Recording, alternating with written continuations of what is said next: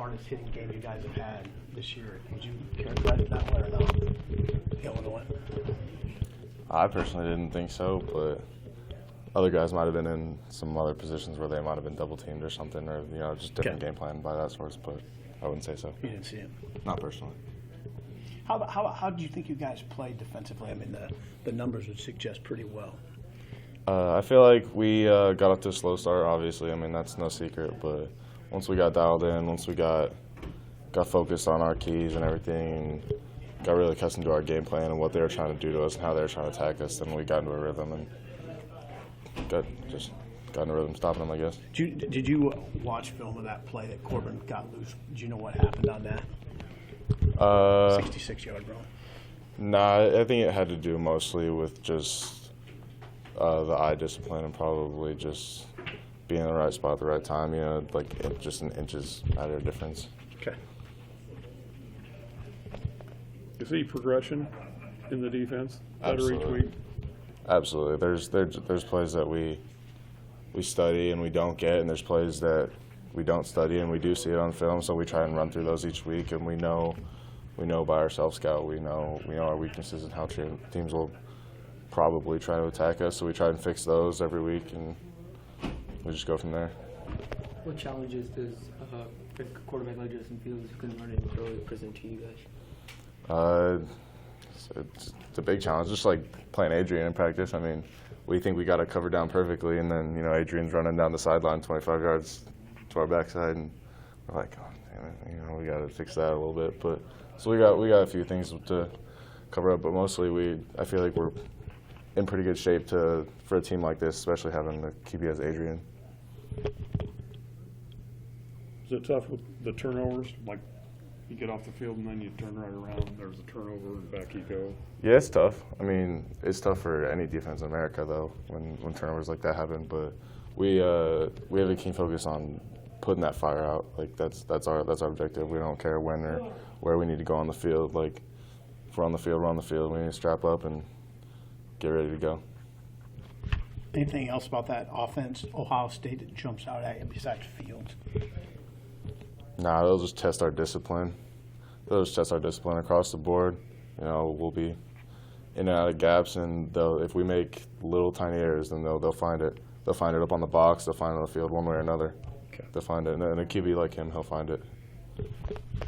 Is it harder to focus on a game like this? Ohio State, where they're ranked, and now ESPN Game Day's coming in here, and fans are all fired up already.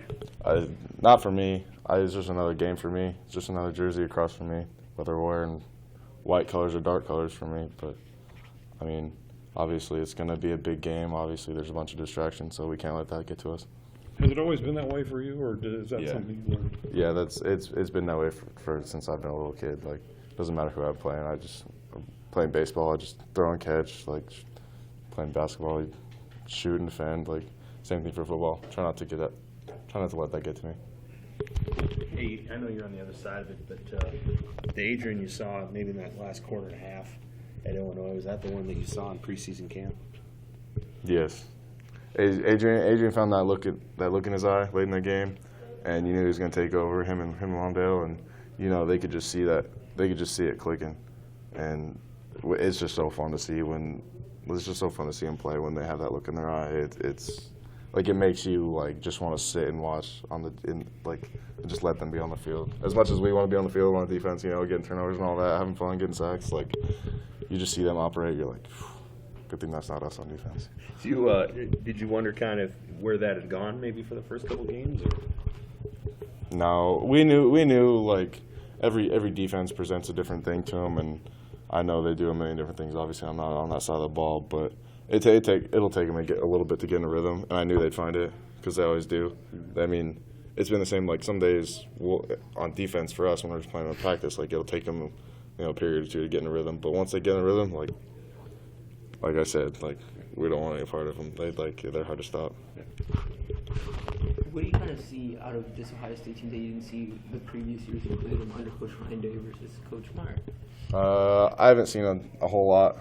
We're only one day into the game plan, I should say. Only one day into the film, 2 days into the film. So I haven't seen a whole lot of stuff that they do different. but we know they have guys that can move. We know they have the dude that can throw, and we know they have a stud defense. So, I mean, we'll pick out some differences here and there as the week goes on, but for the most part, we just got to go into it like we know how to play and play the game we know how to. Wandale gets that look too, huh? He gets what? Think he gets that look too. Oh yeah, he knows when he knows when he wants the ball in his hands, and it's a scary look. Okay. Does it surprise you that he seems really confident? For a freshman, you wouldn't expect him to be a freshman when we talked to him. I'm not surprised by it because superstars like himself have been doing that a long time.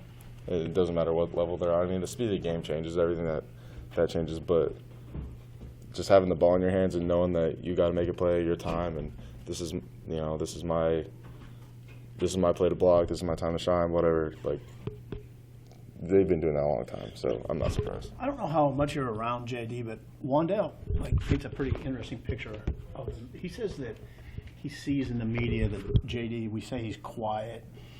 He says he's not really that quiet. He says he chokes around quite a bit. JD, once you get to know him, JD's a little jokester, but he stays pretty quiet. But I like that about him. How about what's he like on the field when you're going against him? On the field, he's all serious. He's looking at every single detail, like what foot you have up and all that. He's looking about what his route is, and he's like what happens if he gets double team help. Like he's thinking through all that pre-snap, and I can see in his head, and he knows what he's going to get, and he knows what he's going to do once he gets it. So he's pretty good. He's pretty good thinking. His motor's turning on the field. Like you can see that. Yeah. When you see him taking hits like he did in that game at Illinois, you think he's not going to get up, but he always does. Yeah, he always does. That kid is tough as nails. All I think about when he gets hit is I'm glad that's not me. I'd rather be giving that hit than taking that. Yeah. Eli, I know you guys are locked in as a team, you as a player as well, but what does it mean to the university that game day is coming here? We haven't really focused on it too much. I know it's a big thing. I know it's a big deal for the university and the fans and everything, but we're focused on Ohio State, not what's going on outside of the stadium. So.